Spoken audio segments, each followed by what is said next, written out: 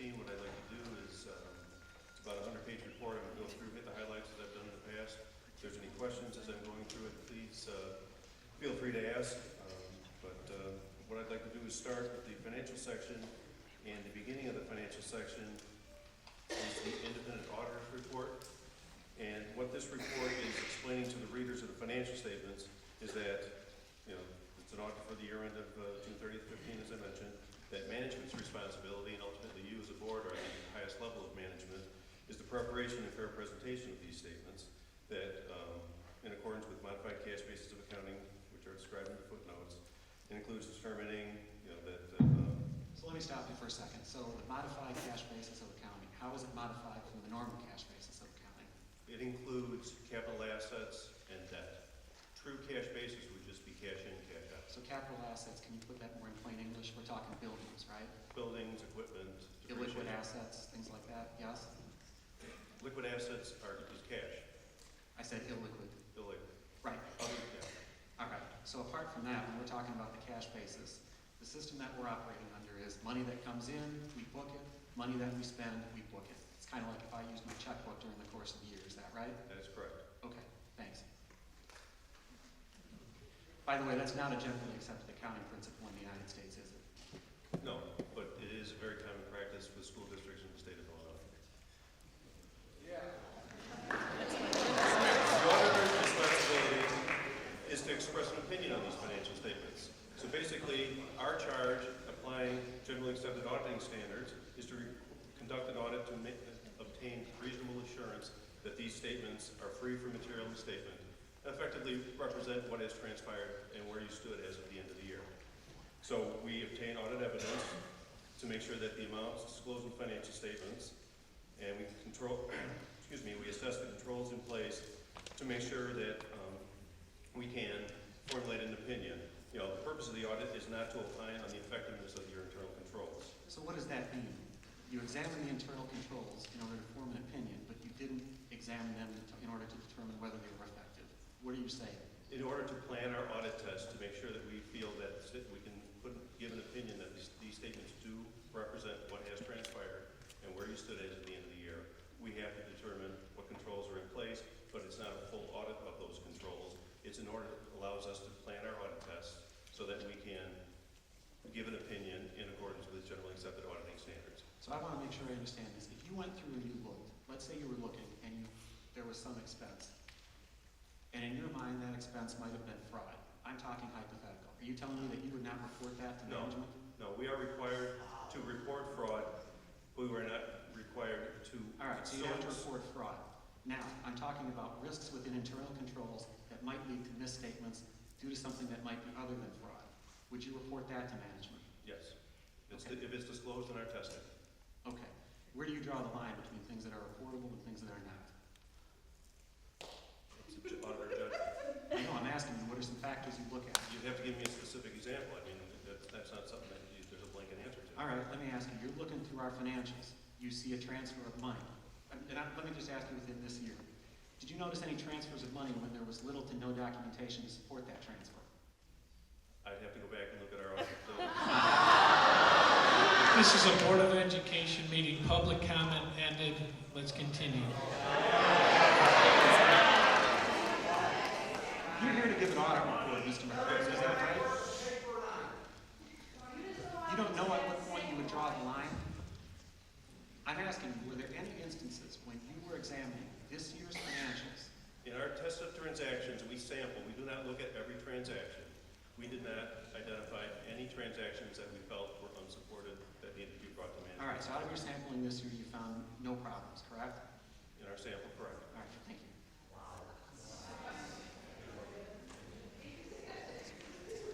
So based upon our tests and procedures, we form an opinion. We feel that based upon our procedures that these statements do represent the operations of the district for this past year. And that opinion is on the following page, on page Roman numeral 2. Again, an emphasis that the basis of accounting, as was mentioned, is the cash basis of accounting, which is consistent with past practices, as well as a number, or I don't know specifically if it's the majority, but it's vast number of Illinois schools do present on the cash basis. All right, one of the problems with the cash basis of accounting is that if it's not used properly, revenue can be booked in 1 year, but expenses can then be hung on to until the next year, thereby making the budget appear more rosy than it actually is. Do you agree with me so far?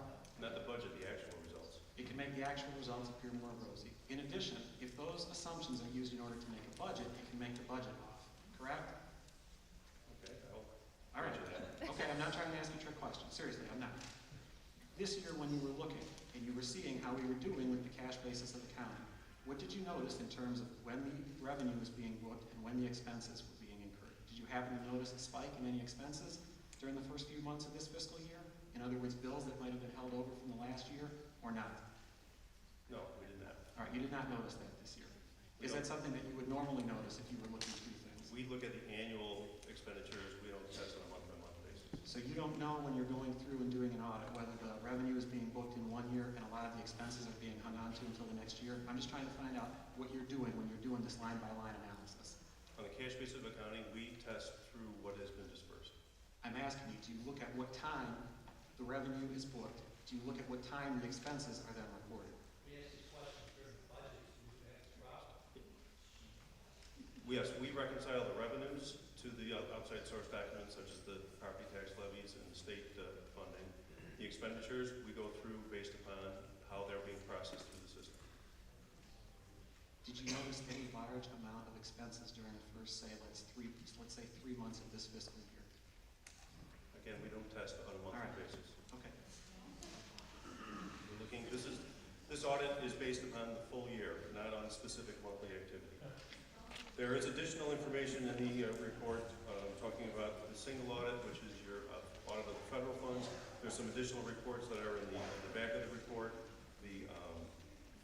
There's also what's called the management discussion and analysis. This is a letter from management that explains the report in a narrative form as opposed to just being the numbers. And that begins on page Roman numeral 4. There's some of the financial highlights. Talks about what your net position as of the end of the year was.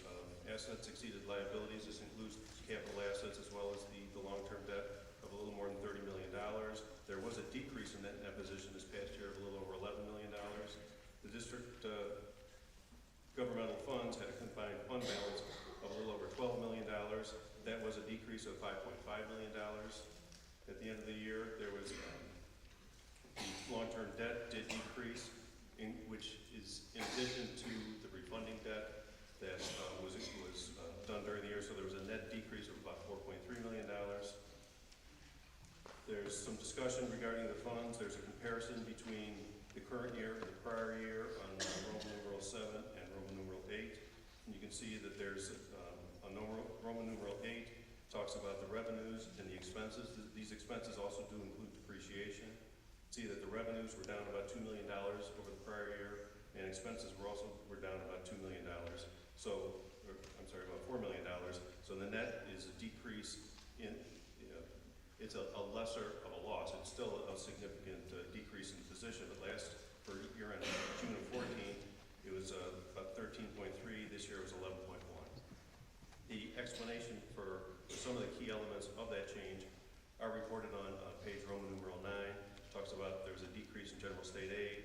There's also a drop in the special ed grants, about $635,000. Transportation grants also dropped about $367,000. And then the charges for service dropped Can I about interrupt you for a second? When you were examining the transportation fund, did you notice any transfers out of the transportation fund and then seeing that money used for non-transportation expenses during this fiscal year? I do not recall any specific transactions. Okay, so this year that you did not see that, right? Okay. If you had seen something like that, and I'm talking in a hypothetical, is that something that you should bring to the board's attention? If you're talking hypothetically, Yes. and we found that in our testing, that would be something that would be brought to management's attention, yes. Okay, it's good to know. There's a little discussion regarding the comparison of the budget, the capital assets, the debt, and then the last part of the letter talks about what the factors that are facing the district in this current year, and that, you know, is a basic narrative summary of the financial statements. The actual statements begin on the numbered pages. Pages 1 and 2 are what are called the entity-wide statements, where all the funds are combined, the capital assets and the long-term debt are added, and that's where that net position of $30 million is presented. The fund financial statements begin on page 3. There's a balance sheet, which is the snapshot of where the funds stood as of the end of the year. Then on pages 6 and 7 is a summary of the revenues and expenditures. This is, again, the money in, money out, and that's where that $5,513,000 shortfall for the year is presented. There's some statements regarding the fiduciary funds, the scholarship funds, as well as student activity funds. And then the notes of financial statements begin on page 11. There's just a couple notes to draw to your attention. The cash and investments of the district on page 19. Everything that was invested that was rated was AAA rated, and maturity was fairly short. These days, the interest rates are fairly low, so there's no sense in being long-term, but the important thing is the cash is secure. And you didn't, a lot of governments got involved in the IMET investments. You were not involved in that, so there was no issue there. Capital assets are on page 21, show the additions, and there were just some minor additions this year, $235,000, but depreciation, which was included in those front statements, was almost $6.5 million. Debt begins on page 22, and there's a detail of every outstanding debt obligation, which goes through page 28, and the bottom of page 27 through 28 shows what the future maturities of the debt. And I mentioned before there was an advanced refunding where some debt was restructured, and there was actually an economic gain by doing that transaction of about $537,000 to the district. So that was a plus. Over the long term, will save that much money over time. The balance in the notes talk about involvement with teacher retirement and IMRF, as well as some of your other post-employment benefits. A little bit different this year because of what teacher retirement is presenting, as well as there's new accounting standards as far as presentation of information, and there's a schedule in the back, which I'll touch on real briefly in a moment, showing the funding. The individual and combining statements then begin on page 39 and 40, and each individual fund has a balance sheet and a statement of revenues and expenditures with a comparison with the budget and the prior year, so that you've got a picture of this year and last year as well as the budget. Unless there's a specific fund that there's a question on, I'll move that on to the other information section of the report, which begins on page 70. That shows, and it's mentioned, this new disclosures by teacher retirement shows what the potential liability to the district for the unfunded obligation of teacher retirement. There is basically combined almost $290 million that the state is short relative to the teachers for Lincoln Way as far as the teacher retirement fund. So that's out of, I think, in grand total, the state is about $61 billion short for funding teacher retirement. But Ed, if I'm reading this chart correctly, our share of that would be about 5.8 million? Correct. And really, there's no mechanism for teacher retirement to collect that at this point. Right. That relates to the teachers that took the 2.2 increase, as well as any teachers that are under federally funded salaries, because the district is responsible for the TRS contribution for federally funded teachers. But the other 283 million is the state. Right. That's just your small part of a big picture, and that's a pretty big small part. There's again funding information regarding IMRF and the post-employment health insurance on pages 73 and 74. A 10-year trend of the assessed valuations, rates, and extensions. You can see these property taxes are such a large funding source for the district. And then finally is a single audit section that begins on page 75. And with the federal funds, there's additional testing that's required for the audit of the federal funds. This past year, so you spent a little over $1.9 million in federal funds. And so with that, we have to go through and do additional testing, breaking down into what are considered major programs. And as far as any findings and issues there are the comments. What kind of testing did you do? Can you explain that to me? What does testing mean? Testing means we go in and we determine were expenditures of federal funds done in accordance with federal guidelines. They have a multiple of requirements that have to be examined in order to determine were these, for example, a Title, Chapter 1 teacher or IDA teacher, or were the, was that expended for in accordance with the grant budget, as well as were those teachers, qualified and properly classified as. Okay, so obviously you're knowledgeable about these things. Again, that brings me back to my question about the transportation fund. If you saw, transportation fund is supposed to be used to bus kids from here to there, right? Right. Now, if you saw money, you understand that in order to move money from the transportation fund, there has to be board approval to do that, right? Right. Okay. So, if you saw money that was coming from the transportation fund initially, but it's being used, for example, to mop the floors, is that something that you should be telling the board that you noticed? Or should you be asking, hey, was there board approval to take money to bus kids and instead it was being used to mop the floors? I mean, is that something that you should be bringing to the board's attention? Well, again, if that is a transaction that is selected in our testing, and we feel that it's inappropriate to charge for a bond, that would be discussed. So how much out of the budget do you test for these types of things? I don't have a quantified number, what the dollars are. We go 1%, through, 5%, just ballpark. as far as looking at specific transactions, Yeah. it's probably somewhere between 1% and 5%. But that's acceptable in auditing standards. Because we do other procedures in order to determine, we do analytical review, we do discussions, with comparing to prior years as well as budget. So I mean, it's not just ignoring everything else. Mr. McCormick, how many other school districts do you audit for? Approximately 30. And is this pretty much the standard in the other districts? Yeah, and we're, as auditors, we have to go through.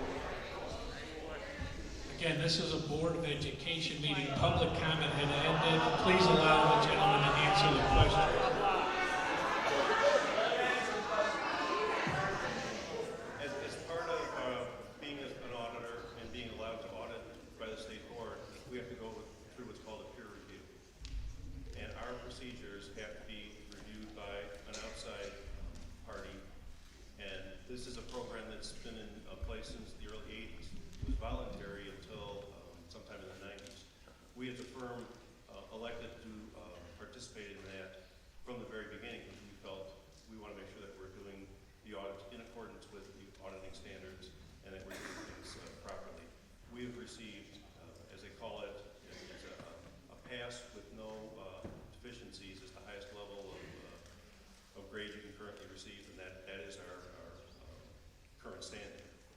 We're part of the government audit quality practice section of the American Institute of Certified Public Accountants. Again, not something that's required, but something that we feel in order to do this job properly, we are trying to do everything in accordance with the standards. So I feel that I stand behind the process that was done. I feel that the audit reports, for as long as we've been doing the audits, are reflecting the actual activity. We have to be independent as auditors. We are not part of the budget process. We are not part of management's decisions on recording transactions. We are here to verify, are these statements a true reflection of the district? And I honestly feel that the statement, as well as all past statements, do truly reflect what has transpired and presents a picture of where the district. They're not pretty statements, but that's not our job. Our job is not to say you didn't. Our job is to that these are materially correct. But Mr. McCormick, and I'm not trying to make you the fall guy for anything. I'm just trying to ask the questions. What you don't do a forensic audit, correct? You're just No, an external audit. a forensic audit is if you're looking for fraud and.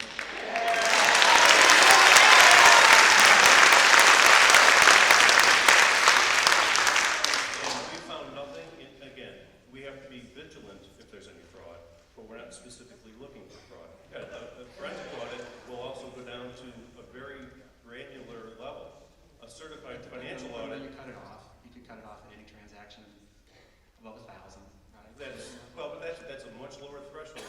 Materiality for a statement for $100 million is much higher than a couple thousand or 10,000. So you don't do a forensic audit. audit is also not an internal risk control audit, correct? Correct. Because you've said you don't express any opinions on internal Correct. controls. Okay. And I'm not questioning your reputation or your firm's reputation, and I don't want you to feel that I am. I do have a question to the extent, you've been with the district for a long time. Correct. Everything I've ever heard is that standard practices are to rotate after about 5 or 7 years. That's not a requirement, it's, you know, it can be done. In our firm, we're fortunate enough to be a large enough firm that we rotate our field auditor on a regular basis. We also rotate the internal reviewer on a regular basis.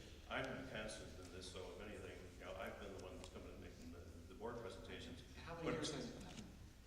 How many years have you and Lincoln Way been together? It's been over 20, I don't know, you know, specifically. But again, over that time, we've probably had 10 or 12 different field auditors. So the people that are in the trenches doing the work, looking at the transactions, are constantly on about a 3-year level, are being rotated. So it's not the same person doing the work constantly.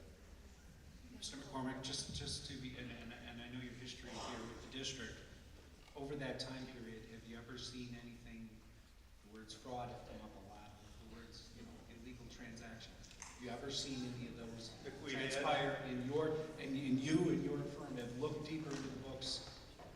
They don't And look for it. They don't. besides, have you ever seen anything? If we had, we would have had. You would have reported it We in, would have reported. in the reports that they're there, there's nothing to date. No. Okay, thank you.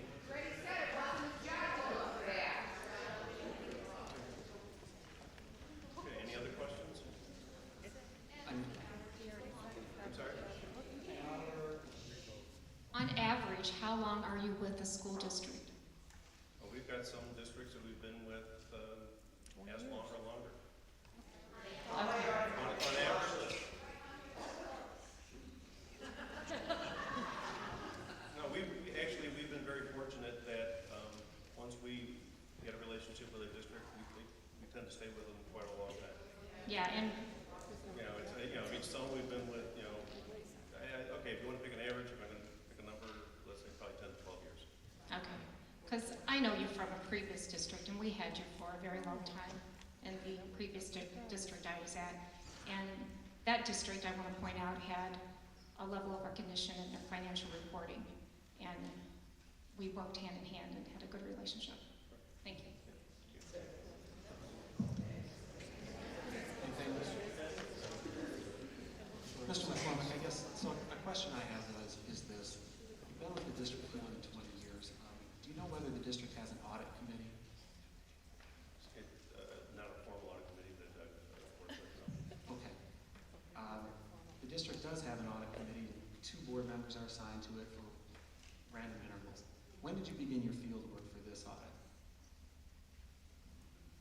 I would say it was probably sometime, maybe the 3rd week of July. We did preliminary work prior to that, probably sometime in late May, June, but the actual field work was done sometime in July. And I guess this is where I'm going, and this will be my last question, but as the way I view an auditor is the auditor is supposed to help the board ask the right questions, because you report to the board, and you're supposed to be, you're not reporting to management, which would be the administration, you report to the board. So in my mind, what that would suggest is that at least you would have some meetings with the audit committee before you start your field work. You would meet with the audit committee before you prepare the audit. I mean, this is the first time we've met. You're given this report at a summary level of over, 80 pages of financials. Over the 20 years, have